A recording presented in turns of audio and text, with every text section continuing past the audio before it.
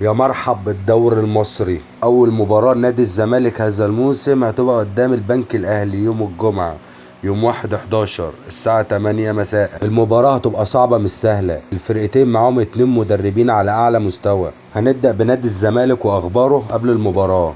الونش رجع وبيشارك في التدريبات، وشيكابالا كمان جاهز وبيشارك في التدريبات، وفتوح كمان جاهز وبيشارك في التدريبات، ودونجا وعبد الواحد وشلبي خدوا عفو وراجعين مصر خلال ساعات، وجوميز اكتر واحد جاهز واكتر واحد احنا واثقين فيه. ونيجي بقى للبنك الاهلي. البنك الاهلي كان ال 13 في الدوري السنه اللي فاتت، وعندهم مدرب كبير اسمه طارق مصطفى من ابناء نادي الزمالك.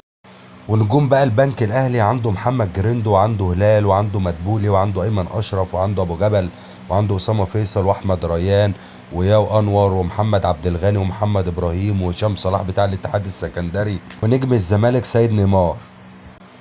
الصفقات الجديدة اللي عملها البنك الأهلي: أحمد ريان من سيراميكا كليوباترا، محمد إبراهيم من سيراميكا كليوباترا، عبد العزيز البلعوطي من إنبي، مصطفى طارق مصطفى من الداخلية، سيد عبد الله نيمار من الزمالك، هشام صلاح من الاتحاد السكندري، مصطفى عبد الرحيم من الإنتاج الحربي، خالد عبد الشافي من ليفينيا.